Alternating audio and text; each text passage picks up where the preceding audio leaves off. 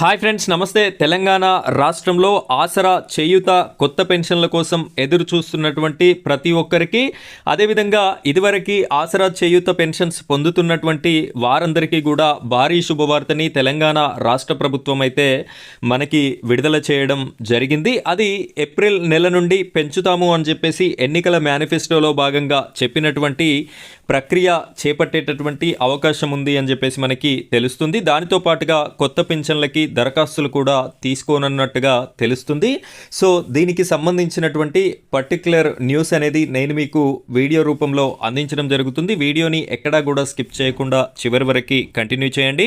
మొదటిసారి కనుక మీరు మన ఛానల్ని చూస్తున్నట్టయితే ఇలాంటి లేటెస్ట్ వీడియోస్ అన్నింటి కోసం మన ఛానల్ని సబ్స్క్రైబ్ చేసి పెట్టుకోండి. ఇంకా ఈ వీడియోని కనుక లైక్ చేయనట్టయితే లైక్ చేయండి. మీరు లైక్ చేసిన వెంటనే హైప్ పాయింట్స్ అనేటటువంటి ఆప్షన్ వస్తుంది. దానిపైన క్లిక్ చేసి వీడియోకి హైప్ పాయింట్స్ కూడా ఇస్తారని చెప్పేసి కోరుకుంటున్నాను. ఇప్పుడైతే మనం వీడియో టాపిక్లోకి వెళ్ళిపోదాం. ఫ్రెండ్స్, ఇక్కడ చూడండి, ఏప్రిల్ నుంచి పెన్షన్ల పెంపు అని చెప్పేసి మనకి క్లియర్గా ప్రముఖ దినపత్రికలో రావడం అయితే జరిగింది. అమలు చేసేందుకు రాష్ట్ర ప్రభుత్వం కార్యాచరణ కూడా రూపొందించడం అయితే జరుగుతుంది అని చెప్పేసి తెలుస్తుంది.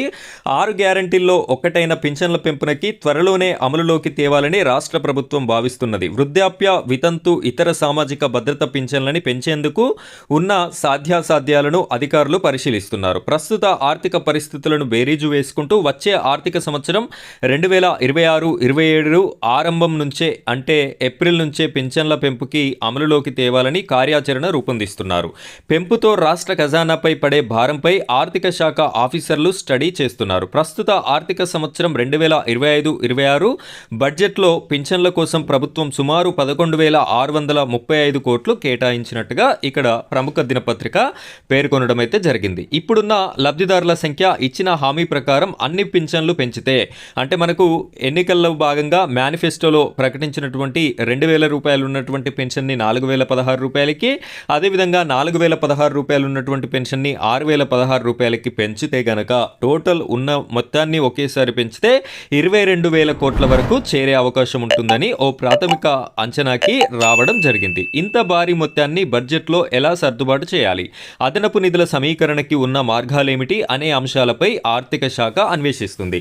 ఇక్కడ క్లియర్గా వీరు ఇచ్చినటువంటి హామీని ఏ విధంగా అమలు చేయాలి అనే దానికోసమైతే ఆలోచన చేయడం జరుగుతుంది. సో అందులో భాగంగానే మనకి ఏప్రిల్ నెల 2026 ఏప్రిల్ నుంచి అయితే ఎటు చేసైనా ఈ యొక్క పెన్షన్స్ని పెంచాలి అని చెప్పేసి అయితే పెంచుతాము అని చెప్పినటువంటి పెన్షన్ మొత్తం పెంచాలా, లేదు అంటే 500 రూపాయలు పెంచడమా, 1000 రూపాయలు పెంచడమా, అంటే 2,000 ఉన్నటువంటి పెన్షన్ని 4,000 చేస్తామని అయితే చెప్పడం జరిగింది. అయితే ఎట్ ఏ టైమ్ 2,000 రూపాయల పెన్షన్ అనేది పెంచడం సాధ్యం అవుతుందా? అవుతే చేద్దాము, లేదు అంటే 500 రూపాయలు లేదా 1000 రూపాయలు పెంచినా కూడా ఈ పెంచేటటువంటి ప్రక్రియ అయితే ఏప్రిల్ నుండి స్టార్ట్ అయ్యేటటువంటి అవకాశం అయితే మనకి కనిపిస్తుంది. ఇప్పటికైతే 2,016 రూపాయలు, 4,016 రూపాయల చొప్పున చెల్లిస్తున్నట్టుగా మనకు తెలుస్తుంది. డయాలసిస్ రోగులు, ఇతర దీర్ఘకాలిక వ్యాధిగ్రస్తులకి రూపాయలు 5,000 నుంచి 10,000 వరకు కూడా పెన్షన్ అయితే అందుతుంది. ఇక్కడ మనకి హామీ ఇచ్చిన విధంగా పెంచుతారా, లేదు అంటే సర్దుబాటు కాకపోవడం వల్ల ఈ యొక్క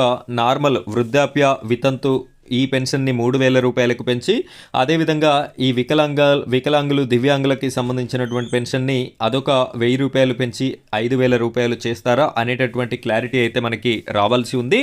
అదేవిధంగా కొత్త పెన్షన్స్ కోసం ఎదురు చూస్తున్నటువంటి అర్హులకి కూడా ఇక్కడ భారీ శుభవార్తని అందించడం అయితే జరిగింది.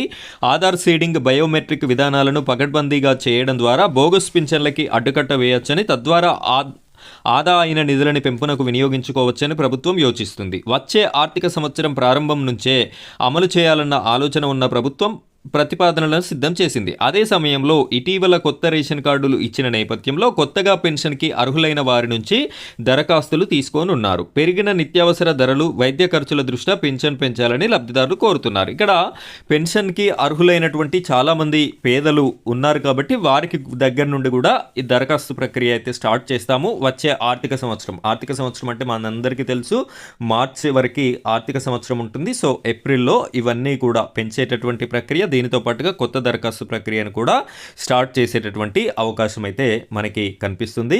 ఫ్రెండ్స్, ఇది ఈ రోజు మ్యాటర్. ఇలాంటి ఆసరా చేయూత పెన్షన్స్కి సంబంధించిన ప్రతి అప్డేట్ కోసం మీరు మన ఛానల్ని సపోర్ట్ చేసి సబ్స్క్రైబ్ చేసుకుంటారని కోరుకుంటున్నాను. Thank you friends, thank you very much.